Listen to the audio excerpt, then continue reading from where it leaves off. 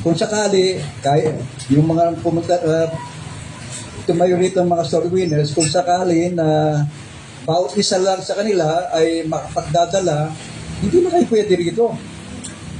No, kaya panahon, no, kasi sa pamagitan ng pananampalataya na alam ninyo maraming mga maliligtas, kaya kung hanap kayo ng isang lugar, siguro mga triple nito, no, kasi masipag kayo no, masipag kayo sa paghikayat ng kaluluwa.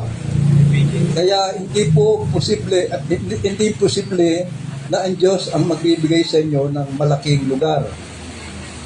Alam nyo mga kapatid, ako po ay matanda ng pastor, marami na akong karanasan. Kung paano ang pagpapala ng Diyos. Wala pong pinipili ang Diyos na pagpapalain. No, kami po, doon sa Open Door Baptist Church, nag-umpisa kami sa isang garahe. No, bukas yung pinto, no, kasama namin nag-worship yung kambing at saka mga aso. No, pumapasok sila. Nag-e-amen yung mga aso. At salamat sa Diyos mga kapatid, kapagkat ang Diyos po, tanda natin, gawain niya. No, kung tayo po ay maging tapat sa Kanya, ang Diyos po nakahanda na tayo ay pagpapalain. Nung po kami, katulad ng nangyayari sa inyo, nung kami napuno na, naisip ko kung ano ang gagawin. Nagpray ako sa Panginoon. Sabi ko, Panginoon, nahihirapan na po kami sa aming inupaan. Panginoon Diyos, bigyan mo akong karunungan upang makapagtayo kami ng isang building at makabili ng lote. At binasa ko po ang Bible sa Jeremiah. At nakita isang verse lang. Napalagay ko, alam niyo dito, no? Yung Jeremiah 33:3. No, sabi ng Bible, call unto me, and I will answer thee, and show thee great and mighty things which thou knowest not. Kaya inisip ko ito, nakita kong verse na yon, no? Inisip ko, bakit nakalagay yan? Hindi naman decoration sa Bible yun No, kung minsan, nababasa natin, natutuwa tayo. Pero, ang inisip ko noon, gusto kong mangyari sa church namin. No? Kaya, isang linggo ng umaga, sabi ko sa mga Sunday school teachers, huwag muna tayong mag-Sunday school muna. No? Nice ko na tayo mag-meeting. Okay? Hindi po kami nag-Sunday school. Pagkatapos, miniting ko ang church. Sabi ko, alam niyo ang ating problema. Nahihirapan na tayo dito. At kung titignan natin ang ating kongregasyon, walang ni isa man na mayaman sa atin. Walang mayaman. Pero sabi ko, kung sa ating sarili, wala tayong magagawa, kahit na pagsama-samahin ng pera natin, wala tayong magagawa na makabili ng lote at saka building, hindi mangyayari. Imposible. Pero sabi ko, meron salita ng Diyos, sabi niya imposible. No, posible. Okay, kaya sabi ko, dito, inahamon tayo ng Diyos na tayo dumanalangin sa Kanya. Ibig sabihin, pag tayo nanalangin, may pananampalataya. No? Nice ko sabihin sa inyo, huwag kayong manalangin kung wala kayong pananampalataya. Yan ang sinabi ko sa mga kapatid. Sabi niya, call unto me. Sabi niya, merong assurance, and I will answer thee. At anong sabi pa? Sabi niya, and show thee great and mighty things which thou knowest not. Kaya po yun ang pinagbatayan namin, no, binigyan namin ng malaking pagpapahalaga ang salita ng Diyos. Yun po ang napaganda sa atin. No, bibigyan natin pagpapahalaga ang salita ng Diyos kahit mahirap, imposible. No? At sabi ko, ito ang paraan ng Diyos. Ito ang paraan ng Diyos. No? Wala tayong paraan, kundi yung paraan ng Diyos.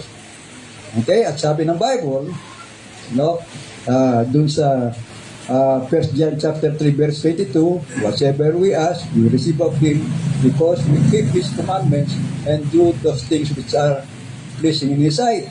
Ibig sabihin, kailangan, hindi lang tayo manampalatay, maging masunurin tayo. No? Kaya ginawa namin, yun, ginawa namin soul winning. No? Salamat sa Diyos. Kaya hindi posible na talagang pagpapalayan ng Diyos. Ginawa namin soul winning, nagpagawa kami ng tent na talagang napakalaki. No?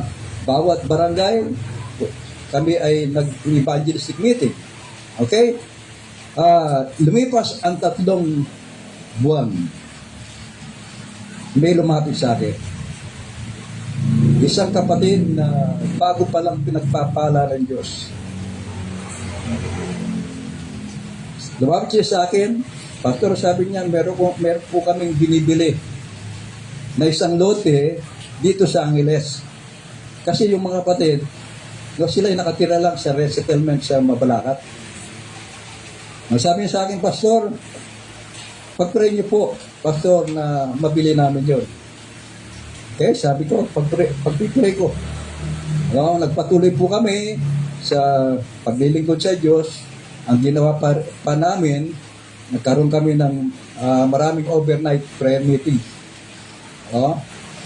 Talagang pinanalangin namin ang Panginoon. Papakita ng himala. Kaya, mga 2 buwan lang nakakaraan, lumapit sa akin muli yung kapatid. Sabi niya sa akin, Pastor, sabi niya, purihin ang Panginoon. No? Mabibili na namin, hulugan namin yung lote. Okay, salamat sa Diyos. Nagpuri kami sa Diyos na talagang ipinagkaloob ng Diyos yun. Katulad sinabi ko, mga kapatid, bago pa lang sila pinagpapala ng Diyos, nakapag-abroad sa East-Timor, yung kapatid, bago pa lang sila pinagpapala ng Diyos, kaya yung bilin nila yun, mga kapatid, inipon nila para sa kanilang sarili, para magkaroon ng magandang bahay, no, sa Angeles City, at magagamit din daw para sa business nila. Kaya lumipas ang 1 linggo, kapag parati namin binabanggit na ang Diyos ay kaya niya ibigay ang ating pangangailangan. Pagkatapos ng 1 linggo, sabi niya, Pastor, sabi niya sa akin, gusto kong iunang Panginoon. Gusto kong iunang Panginoon. Kinausap ko ang aking pamilya na ang lote na aming inuhulugan ay magbibigay kami ng 200 square meters. 200 lang. Ngayon, nung sinabi niya yon, mga kapatid, kami ay by faith, pumunta dun sa lote at merong bahay na malaki doon, winasak namin. At sabi namin, magtatayo na tayo. Okay, ngayon, 1 linggo po, sabi ko sa mga kapatid, pag-pray natin ng 10 billion. May nagtawa. Pastor, saan tayo po ng 10 billion? Kaya nangyari po, mga kapatid, nung aming ipatayo na, meron kaming konting pera. Nag-umpisa na kami, kahit konti lang pera namin. Nag-umpisa kami.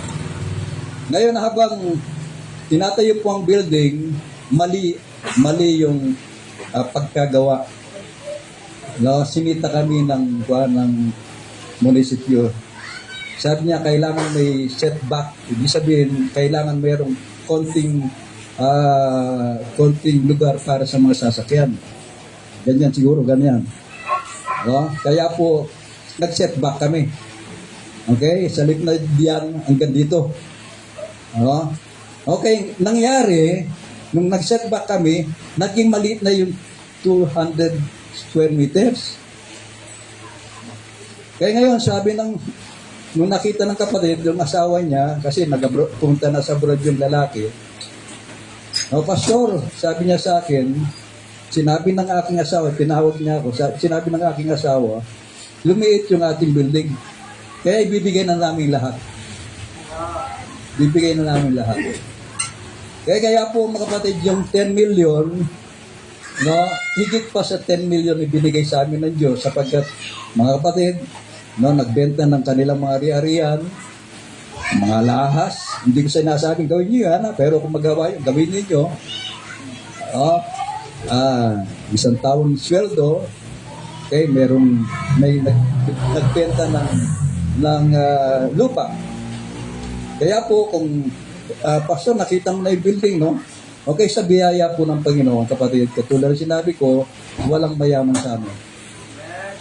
Pero salamat sa Diyos, nakapagpatayo kami ng building. No? Kaya ako'y naniniwala mangyayari ito sa inyo. Ewan ko kung hanggang anong oras ako dito magsasalita. Nagkukwento pala ako, ilang buwan na. Hindi pa man ako nagpusa.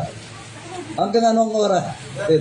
12. Okay, ibig sabihin, meron pa akong isang taon.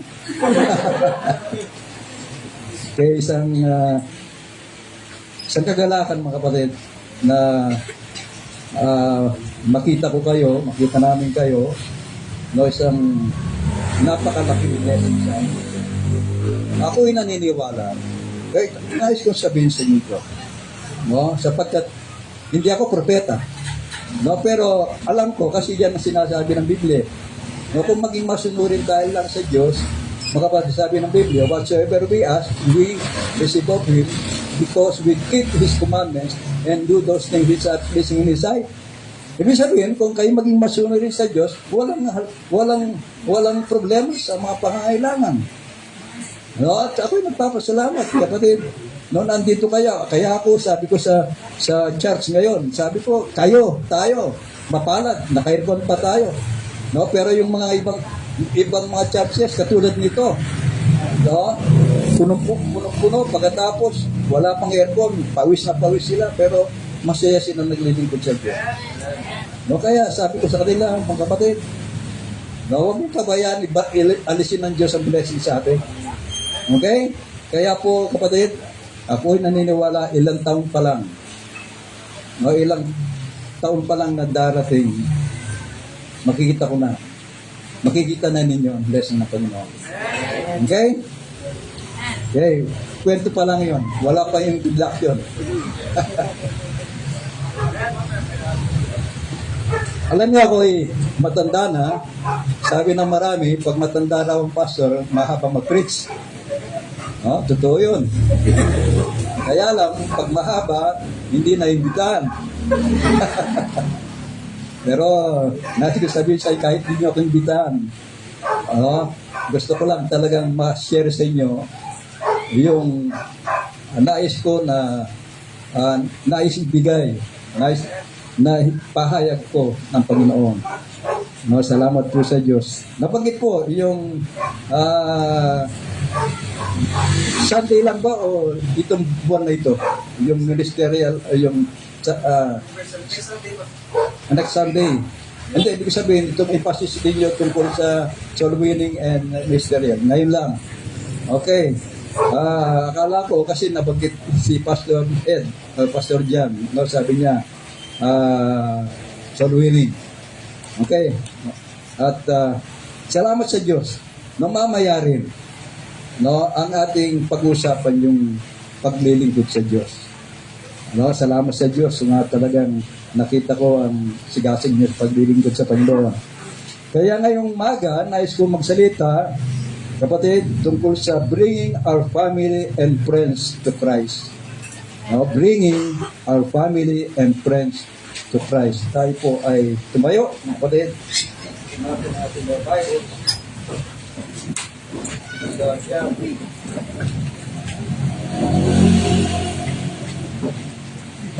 Okay, yan po natin. John chapter 1, verse 41 to 42.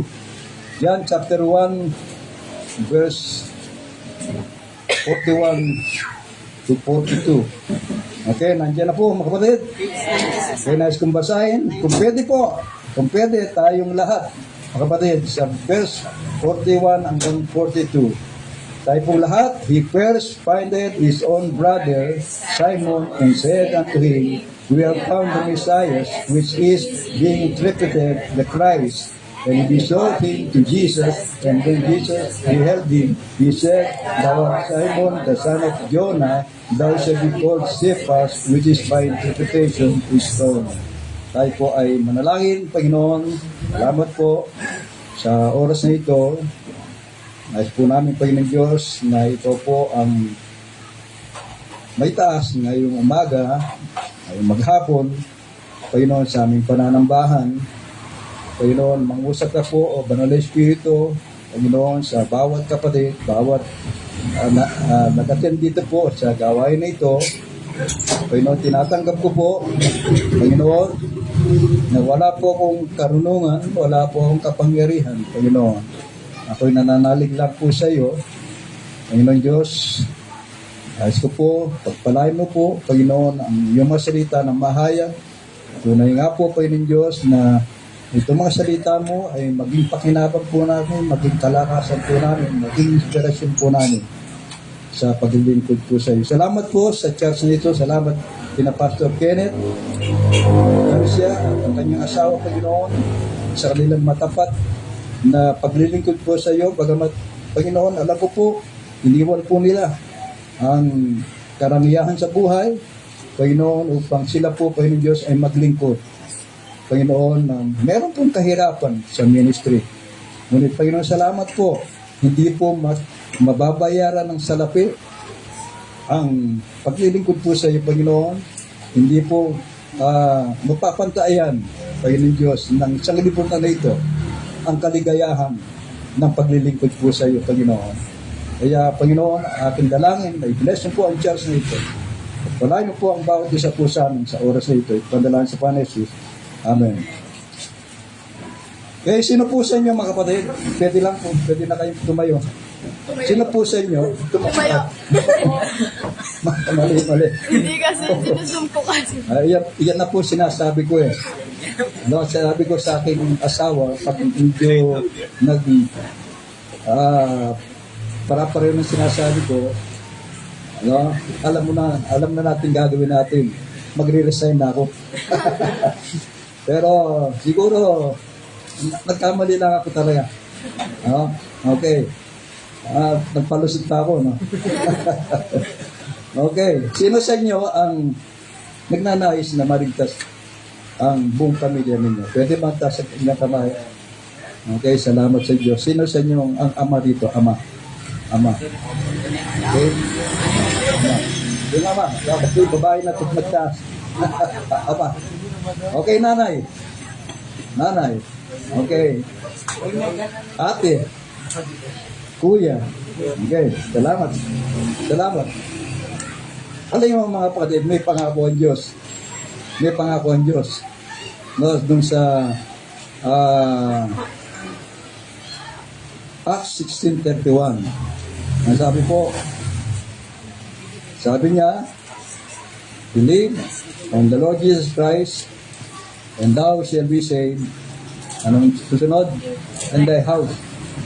No? Ngayon, mga kapatid, mangyayari yun. No, kung ang bawat isa sa atin susundin, no, ang salita ng Diyos, kung paano mangyayari yun.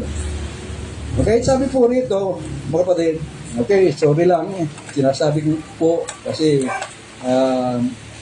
merong mas matanda sa akin, pwede kong sabihin yan, pero siguro hindi dapat para sa inyo na magpupo ako kahit isa lang ang mas matanda sa akin. Okay, kaya tira natin, no, kung ano ang sinasabi nito. Kapatid, pasinin natin. Sa verse 1 sabi, we first findeth his own brother, and said unto him, We have found the Messiah, which is being interpreted the Christ.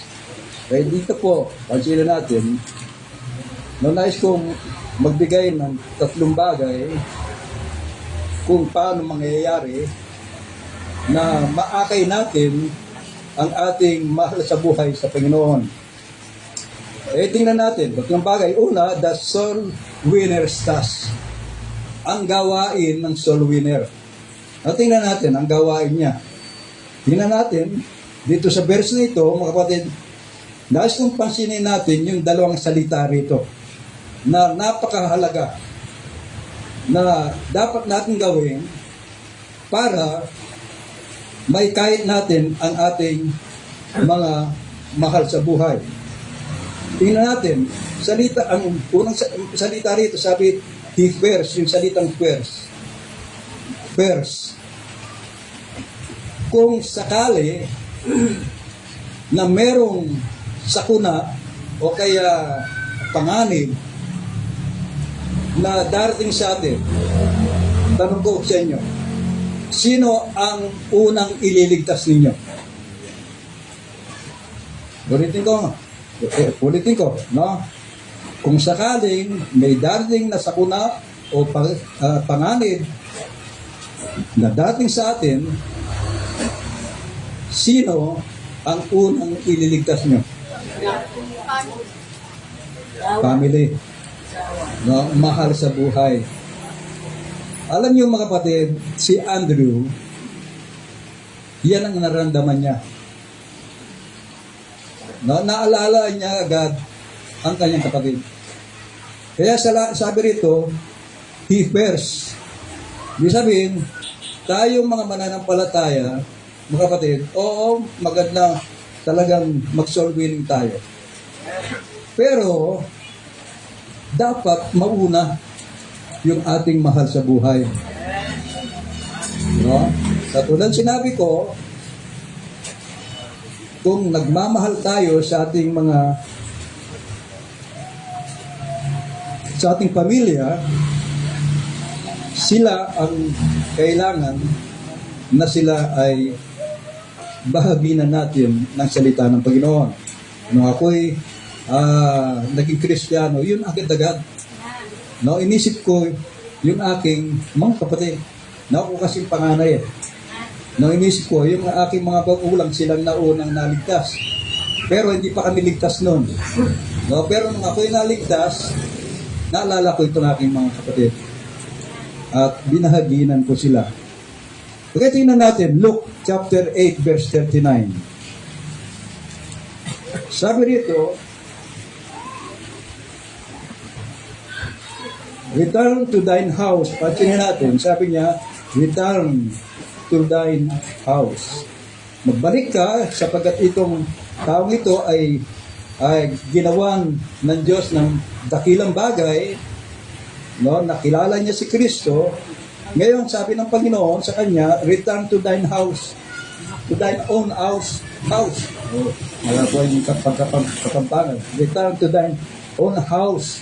Magbalik ka sa sarili mong bahay o tahanan. Yan ang utos ng Panginoon, mga kapatid. No, tayo ay pumunta sa bahay, bumalik tayo sa bahay natin. Kung ikaw ay ligtas, gusto ng Panginoon na una mong witnessan ang iyong mahal sa buhay. No? Ibig sabihin, your family.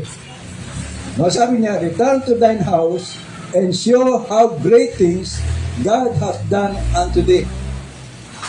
No, magbalik ka sa iyong bahay, sabi, at sabihin kung gaano kadakilang bagay ang ginawa ng Diyos sa iyo. Okay? Meron bang ginawa ng dakilang bagay ng Diyos sa iyo, kapatid? Meron. No, walang kapantay na kadakilaan o dakilang bagay. No, maraming dakilan na nakikita natin nangyayari sa labas o sa atin, pero ang pinakadakilang bagay na ginawa ng Diyos sa atin ay yung nung tayo ay naligtas. Kaya sabihin mo, utos sa atin, yung dakilang bagay na ginawa ng Diyos sa atin. Okay? Ngayon, marami sinasabi, Pastor, hindi pa ako marunong mag-witness. Ano sabi rito? No, wala siyang sinabi na mag-aral ka muna ng witnessing. Ang nais ko lang sabihin, hindi po masama yung mag-aral ka. Kailangan mag-aral kayo rin. No? Pero, kung halimbawa bago mananampalataya ka, huwag ka muna maghintay. No? Kasi dito ang tao ito, doon pa lang siya naligtas. At sabi ng Panginoon, bumalik ka sa tahanan mo. Sabihin mo kung anong dakilang bagay na ginawa ng Diyos sa iyo. Yun lang ginawa ng Diyos, yun lang pagbabago na ginawa ng Diyos sa iyo. No? Yun lang, nung nalaman mo na ikaw ay tumanggap kay Kristo bilang tagapagligtas, nagkaroon ka ng buhay na walang kan, yun lang. Okay? Kaya po, kapatid, yan ang nais ng Diyos na unahin natin ang ating mahal sa buhay. 2 Thessalonians chapter 1 verse 8 to 9. Po natin. Okay, sabi po ng 2 Thessalonians chapter 1 verse 8 to 9. Ang ganyan ito, in a flaming fire, taking vengeance on them that know not God and that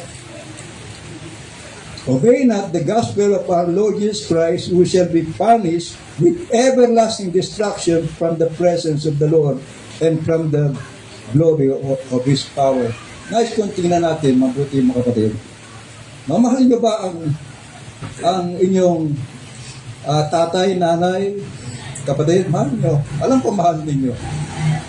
Sabi ng Biblia, mga kapatid, ayon sa ating binasa, kung hindi sila makakarinig ng gospel, sila ay mabubulid sa impyerno walang hanggan. No, gusto niyo ba yun? Gusto niyo bang maghirap sila sa impyerno? Okay, meron akong tanong sa inyo. Sino nagkasakit sa inyo ng malubhata sa kamay? Nagkasakit? Okay, nagkasakit kayo malubha. Anong ginawa ng pamilya niyo sa inyo? Ha? Pinagamot kayo. Tumasos sila sa inyo. Kahit na kumisan, mag-utang pa kung walang pera. Ginagawa ang lahat upang maligtas ka sa iyong karamdaman na malubha. Kaya ginagawa natin, tayo lahat, dumating sa atin yan, ginagawa natin, sinisikap natin, nagsasakripisyo tayo upang makatulong. Makatulong sa mga mahal natin sa buhay.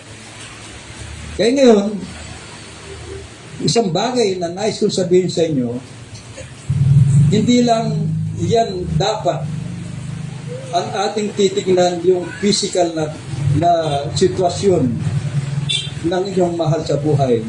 Tingnan nyo yung spiritual na sitwasyon niya. Oo, nakakatulong ka physically, pero darating araw, mawawala rin sila. Pero ang pinakamagandang tulong, kapatid, pinakamagandang tulong na magbibigay natin sa ating mahal sa buhay, kung mahal nyo sila, ang gospel.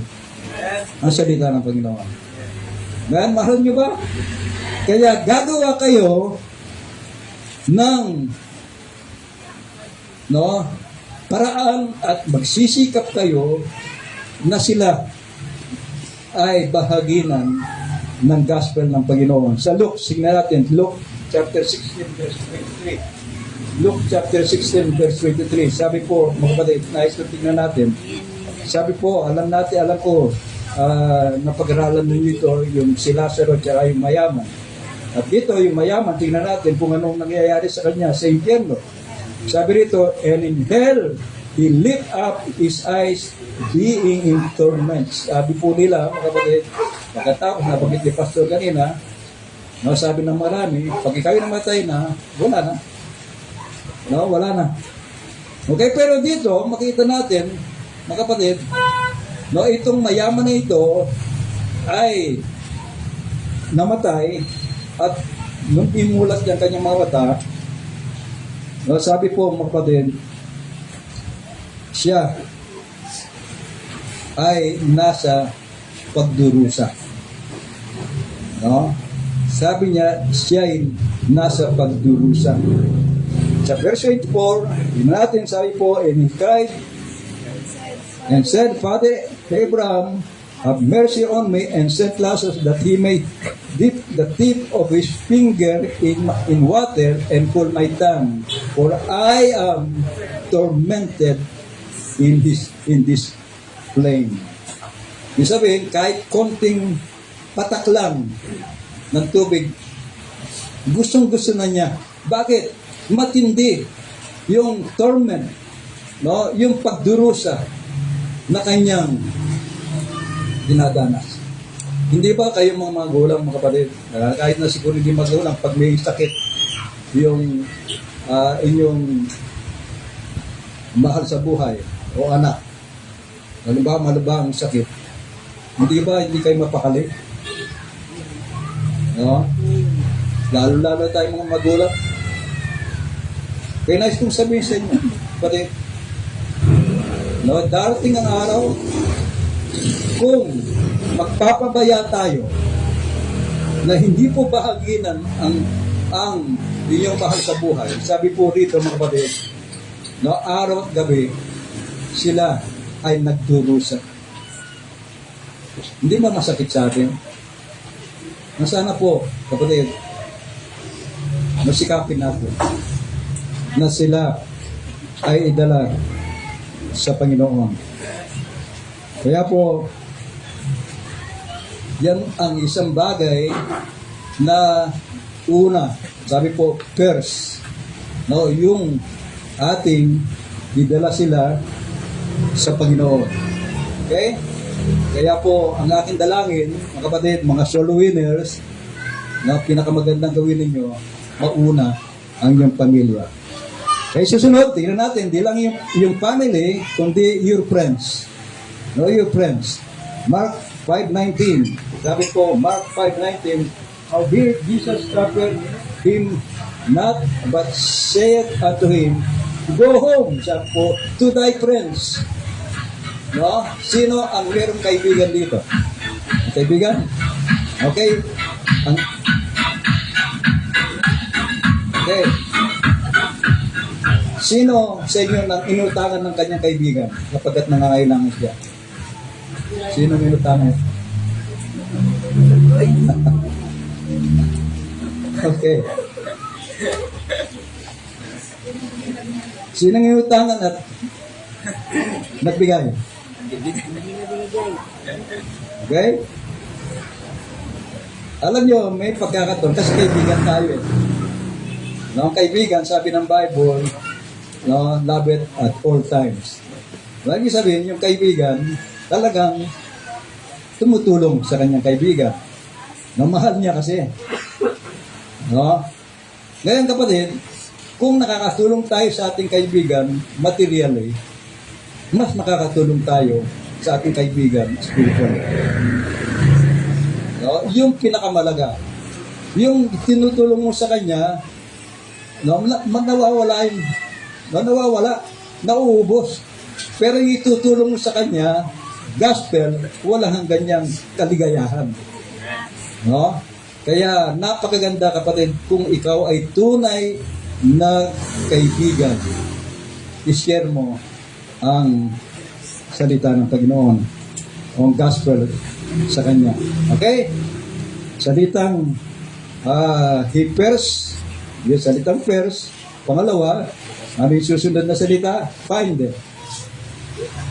Find it. Hinanap niya.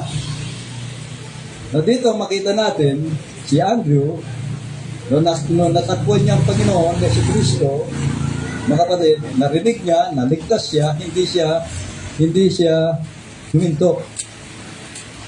No, hindi siya naghihintay. Kundi sabi po mga kapatid, no, he first findeth his brother. Hinanap niya. No, hinanap niya. Okay? Yan po ang isang bagay na dapat natin gawin. Yan ang trabaho ng soul winner. No, hindi lang una yung ating mahal sa buhay, kailangan hanapin natin. Lumabas tayo. Salamat sa Diyos, kayo lumalabas. No, hanapin natin. Sabi po, Luke 14 verse 23, tingnan natin.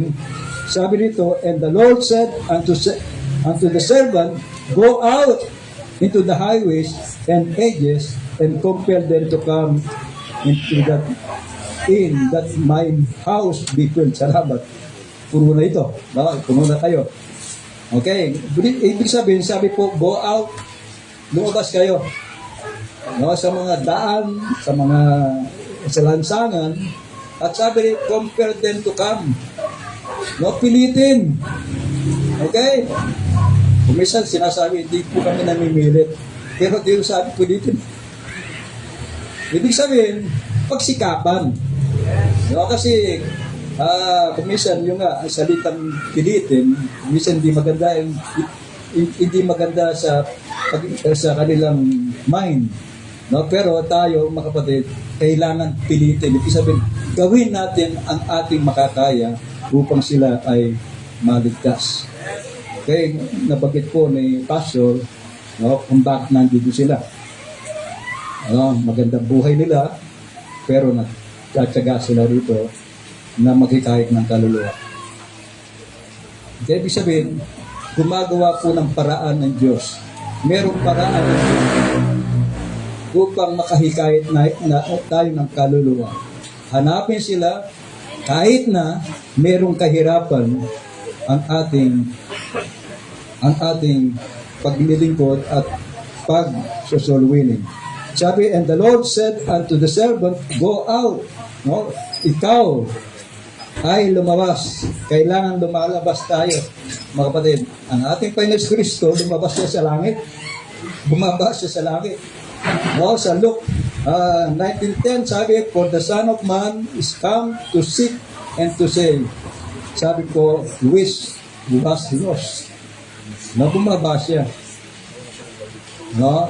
Ang ating Panginoon Kristo, pinaka magandang halimbawa sa paghihikayat ng kaluluwa. Siya ang unang missionary. No? Pinadala ng Panginoon. Tayo po, ang bawat isa sa ating missionary tayo. Amen? Tayo po ay inatasan ng Diyos upang maghikayat ng kaluluwa. Okay, number 2, tingnan natin. The soul winner's testimony. Tingnan natin, the soul winner's testimony. Okay, yung patotoo. Alam nyo, mga kapatid, na napakaganda malaman natin, isa sa mabisang kasangkapan natin sa ating pagsusoul winning, yung binagong buhay ng Panginoon. Kailangan ipakita natin na tayo tunay na Kristiyano. Okay, the soul winner's testimony. Tingnan natin kung paano natin ipakita, kapatid. No, tingnan natin. Una, it was a simple testimony. Simple. John 1:41, sabi niya, he findeth his own brother Simon and said unto him, we have found the Messiah, which is interpreted the Christ. Yun lang sinabi niya. Simple. No? Simple. Kaya natagpuan namin ang tagapagligtas. Natagpuan ko ang tagapagligtas. No? Natagpuan ko ang tagapagligtas na ako ay binigyan niya ng buhay na wala hanggan. Ang tatay ko at yung isang Amerikano, sila ay naligtas. No? At sila ay sumama sa soul winning. No, silang nagpartner bago sila mananampalataya. No, dun sa Balibago, nag-house to house sila. Okay? Tinanong sila ng mga mabibigat na tanong tungkol sa Biblia. Sabi nila, hindi namin alam. Hindi namin alam kasagutan. Pero nais namin kasi linigtas kami ng Panginoon, kaya nais ng Diyos maligtas rin kayo. Yun lang ang sinabi. Kapatid, ang ibig sabihin, kung ikaw ay tunay na mananampalataya, tinanggap mo si Kristo, simple testimony lang. Sabihin mo lang, natagpuan ko si Kristo. na siya lang ang tagapagligtas. Wala nang iba. No, kailangan mo rin tanggapin si Kristo. Ako tinanggap ko si Kristo bilang tagapagligtas at sabi ng Biblia, meron na akong buhay na walang hanggan. Okay? Kaya po simple. No? Okay? At ito po ang tingnan natin yung pinaka simple. John 45, John 1:45 to 46. Tingnan natin. Okay, tingnan natin. Sabi po, Philip findeth, ito, kita natin, salitang findeth.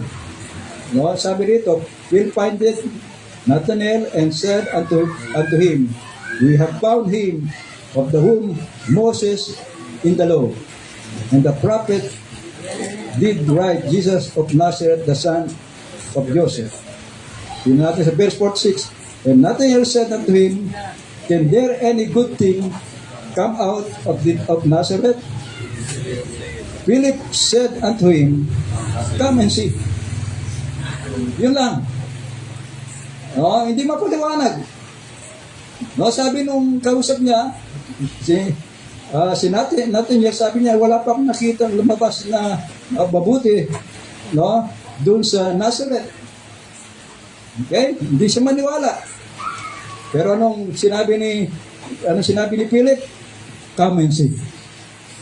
No, kung hindi ka pa marunong mag-witness, soul winning, dala mo lang dito sa Panginoon. Amen? Okay. Kaya, yun po, kapatid. Yun na natin.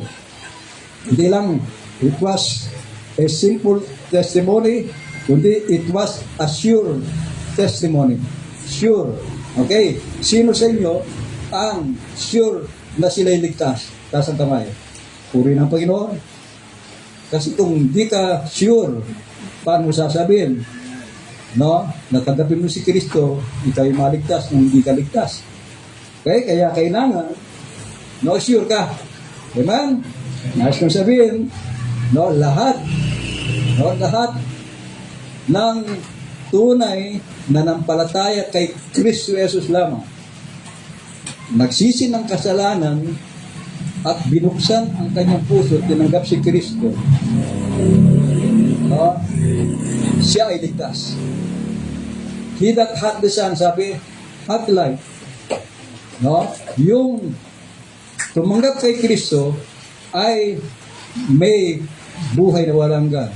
Sa verse 13, sabi, ito'y naisulat upang inyong malaman na kayo'y may buhay na walang hanggan sa mga bagay sa inyong sumampalataya sa kanyang anak.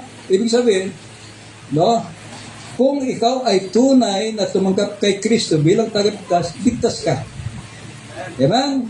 Kaya napaganda, may share mo. No, may share mo na ikaw ay ligtas. Okay? Kaya yun ang isang bagay na dapat mangyari, no, sa isang soul winner. Amen?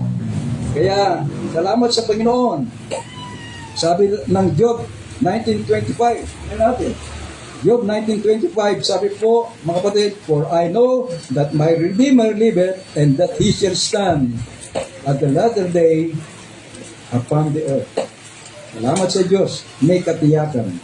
Sabi na po sa Pablo, sa 2 Timothy 1:12, sabi niya, for the which cause I also suffer these things. Nevertheless, I am not ashamed, for I know whom I have believed, and am persuaded that He is able to keep that which I committed unto Him against that day. Ibig sabihin, salamat sa Diyos. No? May katiyakan tayo na tayo ay ligtas. Okay, susunod, hindi lang simple testimony, ano?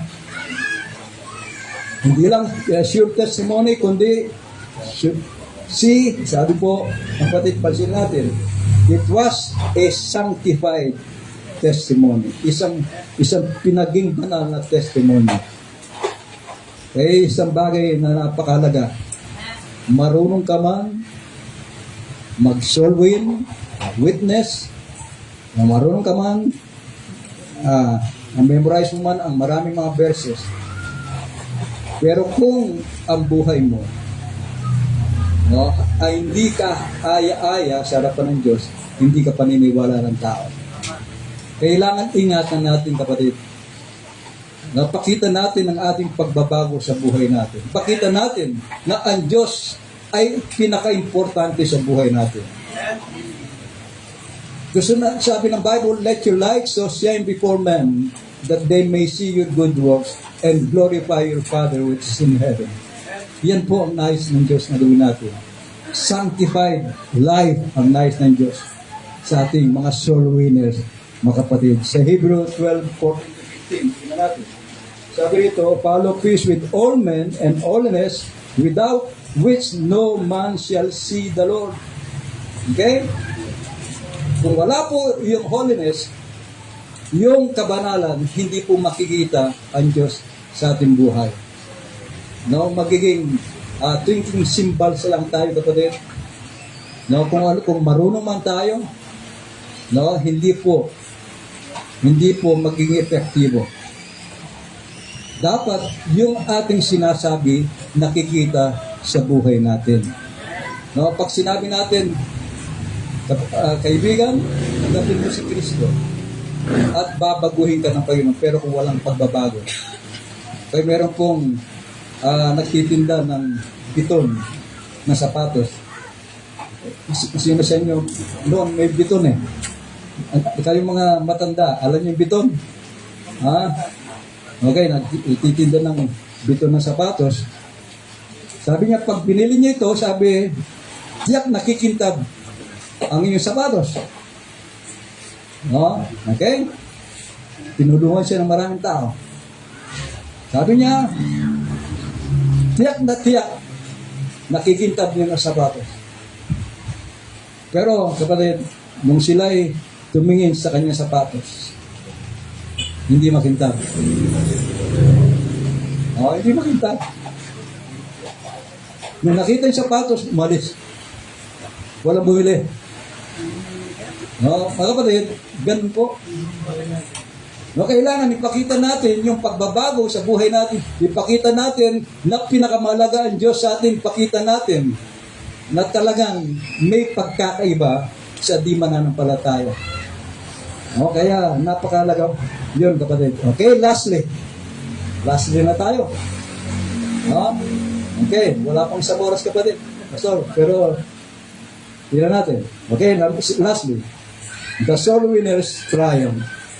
Ito ang isang bagay na kung talagang tayong mga mananampalataya ay ang puso natin ay maghikayat ng kaluluwa sa Panginoon, magkakaroon tayong pagtatagumpay. Tatagumpay tayo. Okay, tingnan natin. Tingnan natin nangyari, kapatid, sa verse 42, we brought him to Jesus. Ibig sabihin, ito ang triumph natin, ito ang kaligayahan natin, ito ang tagumpay natin pag nadala natin ang tao sa Panginoon. Man, dinala niya sa Panginoon. Ang ating pong pakinggan niyo ito, kapatid, ang pinaka-purpose natin sa ating paghikayat ng kaluluwa. Hindi sila lang pupunta sa church. Hindi po, kasi maraming mga tao ngayon, mga churches, gumagawa ng mga gimmick para dumami sila. Hindi po. Hindi paraan ng Diyos yan. Walang ibang paraan kundi dapat ang ating pinaka-layunin, idala sila sa Panginoon. Huwag natin gawin na tulad ng iba, na bagit ko nga, na iba't iba, nagkakaroon sila pwedeng program nila, iba't ibang pagtulong. Hindi po masama yan. Ako'y naniniwala dyan. Pero kailangan mo nilang maligtas. Amen? Okay, hindi ba ang ating Panginoon Kristo nung nagpakain, hindi niya agad pinakain. Nangaral muna siya. Kaya po, tanda natin, kapatid dito sa church na ito, sinasabihin ko sa inyo, hindi lang ebanghelyo, maaari natin share sa kanila. may pagkakataon pera. No? Alam ni pastor ito, kami mga pastor, minsan kami ay nagbibisita, minsan merong mga talagang naghihirap. No? Minsan talagang kahit na yun na lang pera namin, nabibigay namin. Ganyan po kapatid. Na gusto ng Diyos, tayo rin ay makatulong. Halimbawa, no? Halimbawa, ang isang tao, halimbawa siya ay nagugutom, gutom na gutom. No? Hindi siya kumain ng 10 araw. Sasabihin mo sa kanya, pakinig ka muna sa akin, isi-share ko muna ng Ebanghelyo. Hindi ka pakinggan. Pakainin muna siya. No? Pero, katulad ng sinabi ko, ang pinakalayo na natin, dala siya sa Panginoon. Kaya hindi lang po dinala sa Panginoon. No, si Pedro, ni Andrew, kundi idinala niya sa church. No? Okay? May pagkakataon, kahit sa amin, sa church namin, madaling mag-witness eh. Meron mga tatanggap, kumisan napakahirap dala sa church. Okay, pero tingnan natin, alam ko, nagtyaga si Andrew. No? Idinala niya sa church. Kung babasahin natin, Acts chapter 13, verse 51. No? Sabi rito, and when they were come in, they went up into the upper room where abode Peter. Ibig sabihin, si Peter po, mga kapatid, na idala sa church. Ibig sabihin, mga kapatid, kayong soul winners, sikapan ninyo na idala sila sa church. O kaya, napakalaga, kapatid, na itong mga bagong mananampalataya, isipin natin, at tayo rin, no? Bilang natin sila'y mga sanggol. Kung papabayaan natin, anong mangyayari sa kanila? Kailangan meron pong church na mag-aalaga sa kanya. Tayo, idala natin sa church. Kaya, yan ang isang bagay na dapat po natin gawin, mga kapatid. Tingnan natin ang ating mga Bibles. Nais ko lang, bago tayo magsara, sa Matthew 28, 18 to 20. Tingnan natin. And Jesus came and spake unto them, saying, all power is given unto me in heaven and in earth. All power. Nasa Kanya ang lahat. At sabi rito, go ye therefore and teach all nations, baptizing them in the name of the Father and of the Son and of the Holy Ghost, teaching them to observe all things whatsoever I have commanded you, and lo, I am with you always, even unto the end of the world. Yan po ang gawain natin. No, tayo lumabas, sila ay ating dala sa Panginoon, dala natin sa church, at nais ng Diyos, sila ay lumago sa pananampalataya. Mabaptize sila at makasama natin sa paglilingkod sa Diyos. At napaganda na malaman natin, sabi, and lo, I am with you always, even unto the end of the world. Ibig sabihin, kasama natin ang Diyos. Siya ang nagliligtas, hindi tayo. No, yung kapangyarihan, sabi po, sabi ng Acts 1:8, and ye shall receive power after the Holy Ghost is come upon you, and ye shall be my witnesses. Ibig sabihin, mga kapatid, no, yung presensya ng Diyos, yung power ng Diyos, nasa sa atin. Maging yung Ebanghelyo, power to salvation. Yan. Kaya kapatid, yan ang nais ng Diyos na gawin natin. Magsasara ako sa isang ilustrasyon. Meron pong magkapatid. Wala na silang magulang. Sila na lang. Naiwan sa bahay. No, yung kuya, yung kuya na binata at kapatid niya na dalaga. nangyari na yung dalaga ay naligtas, tumanggap sa Panginoon. At nakita niyo yung verse ito, mga kapatid, na hinanap ni Andrew, ang kanyang kapatid. Ang ginawa niya rin yun. Sinikap niya na i-share ang ebanghelyo sa kanyang kapatid na lalaki. Pero dahil mas matanda siya, matanda ang kanyang kuya sa kanya, hindi pinapansin ng kuya niya. Madalas siyang umiiyak sapagkat bigo siya sa kanyang hangarin na maligtas ang kanyang kapatid. Isang gabi, ating gabi, lumabas ang kanyang kapatid na lalaki papuntang CR. Dahil yung sala ay malapit sa CR, merong narinig ang lalaki na naghoy, umiiyak. At nung lapitan niya, nakita niya ang kanyang kapatid na babae, yung Kristiyano. Narinig niya, nagmamakaawa, Panginoon.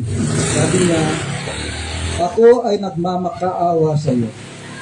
Iligtas mo ang aking kapatid. Panginoon, mahal na mahal ko ang aking kapatid. Talagang nananaguhod siya. Mahal na mahal ko ang aking kapatid. Ayaw ko na siya pupunta sa impyerno. Panginoon, nagsusumamo po ako na iligtas mo ang aking kapatid na umiyak. Nakita ng kapatid niya. No? Yung kuya, nakita niya yung pag-iyak niya. Nakita niya na talagang seryoso at pagmamahal ang nakita niya sa kanyang kapatid na babae. Pagkatapos na nanalangin yung Kristiyanong babae, talaga. Ang ginawa po ng kuya, kapatid, hinakap niya. Hinakap niya ang kanyang kapatid. Sabi niya, gusto ko, sabi niya ganyan, natanggapin rin si Kristo sa aking puso. Paano ko siya tatanggapin? Tuwan-tuwa ang kanyang kapatid. Bakit po? Bakit nangyayari yun? Dahil nakita una yung pagmamahal ng kanyang kapatid. At kanyang pagmamalasakit na kung ang kanyang kuya ay hindi tatanggap sa Panginoon, sa pupunta sa impyerno. Kapatid, kumusta? Kumusta ang iyong tatay, nanay? Sila ba ay Kristiyano na? Sila ba ay pupunta sa langit? Kumusta yung mga kapatid mo? Ikaw ba ay natutuwa na ikaw ay pupunta sa langit? At sila ay maiwan. Sa oras nito, mga kapatid, nais kong hilingin sa inyo, tumayo kayo, kapatid. At makipag-usap tayo sa Panginoon ngayon. Makipag-usap tayo. Maging seryoso tayo. Alam ko, mahal mo.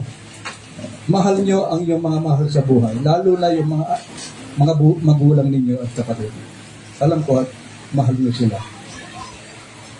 Alam ko, kayong mga anak, gusto nyo tulungan ng iyong mga magulang, di po ba?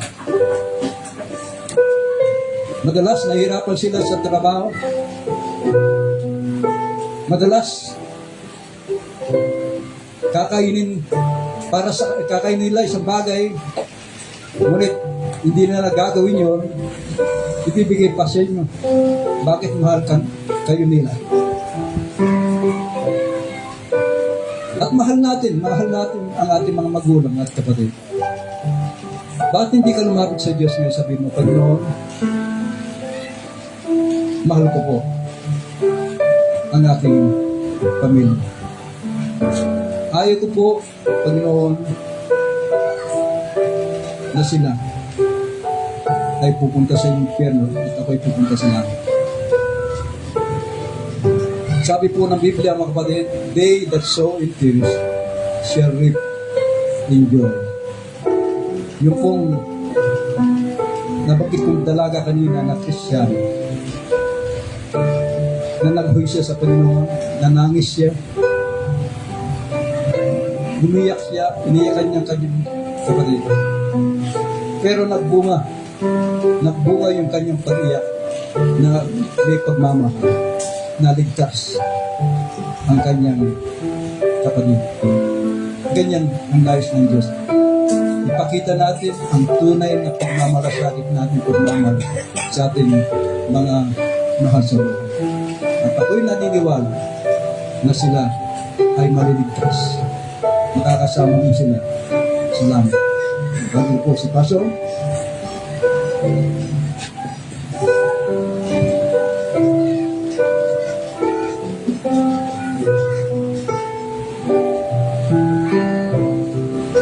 Sa pagpapatuloy, marinig po natin. Sino po ba yung unang hinahanap mo sa iyong buhay? Sa iyong buhay Kristyano? Tandaan niyo po, katotohanan, meron pong impyerno. Katulad nung na-preach po, na ituro.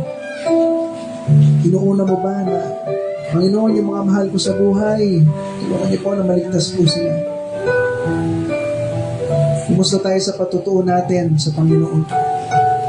May magandang patutuo ka ba? Pastor, nagkamali ako. Lahat tayo nagkakamali.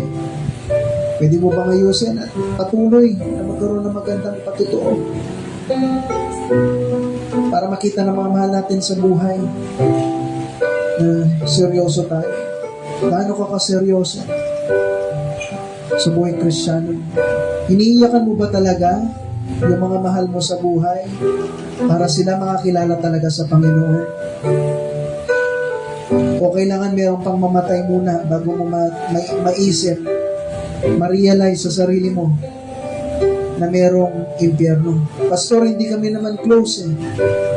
Pwede makipag-close ka sa mahal mo sa buhay na pinag-pray mo. Sa salimbawa dyan, yung nanay ko, pinag-pray niya yung tatay ko. Taon din po ang lumipas bago siya nakakilala sa Panginoon. Katabi niya sa kama, pinag-pray niya yung tatay ko na, Lord, please, tulungan niyo po yung asawa ko makakilala sa Panginoon bilang tagapagligtas niya. Kinakabahan pa siya kasi baka magising kasi hinahawakan niya. Pinag-pray niya, hinahawakan niya yung tatay ko. Kinakabahan siya, baka mamaya anong isipin ng tatay ko. Pero ano yung ganun siya kaseryoso para makakilala yung tatay ko sa Panginoon. Ikaw, gaano ka kaseryoso? Gaano ako kaseryoso na iniiyakan ko yung mga mahal ko sa buhay na sila rin makakilala sa Panginoon? Kasi kung hindi ka seryoso, makikita nila parang laro lang yung pag-church mo. Dahil nag-e-enjoy ka lang sa church, kaya pumupunta ka dito. Hanggang doon lang. Walang pagbabagong buhay, walang kahit ano. Kaya hindi nakikita ng mga magulang mo, hindi nakikita ng mga anak mo, hindi nakikita ng kapatid mo o yung mga mahal mo sa buhay na nagbagong buhay ka. Kumusta tayo sa testimony natin? Gano'n ka ba kaseryoso para yung mga mahal mo sa buhay? Makilala rin nila si Kristo bilang tagapagligtas at langit balang araw. Kaibigan, kung hindi ka pa sigurado balang araw na, ito yung tinuturo namin po sa inyo. Hindi lang para makapag-church ka, kundi gusto namin tayong lahat makasigurado na langit yung pupuntahan natin balang araw. Sige po, manalangin tayo. Panginoon, salamat po sa napakinggan po namin, na salita po ninyo. Lord, dinadalayan ko po, tulungan niyo po Kung ano man ito na napakinggan namin, maalala po namin to. Salamat po Lord kay Pastor Tony na kung saan encouragement po ulit sa amin to. Naunahin namin hanapin yung mga mahal namin sa buhay para makakilala sila sa inyo. Magkaroon kami ng good testimony at soon, Lord, naniniwala ko, meron dito after 13 years na pinag-pray. Ngayon sila naglilingkod po sa inyo. Kaya Panginoon, tulungan niyo po kami na huwag pong magsawa. Huwag pong magsawa, paulit-ulit, ipanalangin po sila. At soon, naniniwala po kami, kaya niyo pong gumawa ng paraan at yung mga mahal namin sa buhay makakilala sa inyo bilang sarili po nilang tagapagligtas. Wala pong imposible po sa inyo, Panginoon. Pero tinitingnan niyo lang kami kung gaano po kami kaseryoso. Kung iniiyakan talaga namin po sila sa inyo, saan sila po maligtas. Panginoon, salamat po sa lahat ng bagay po nito. Lahat yung dinadalayan ko sa digil ng pangalan, sa pangalan ni Jesus. Amen. Okay, so thank you po. Pastor, thank you very much po sa ito po. Pastor. Okay, so magkaroon tayo ng panalangin sa ating offering. Okay. Sabi ni Pastor, pag tumatanda daw, tumatagal pero mabilis pa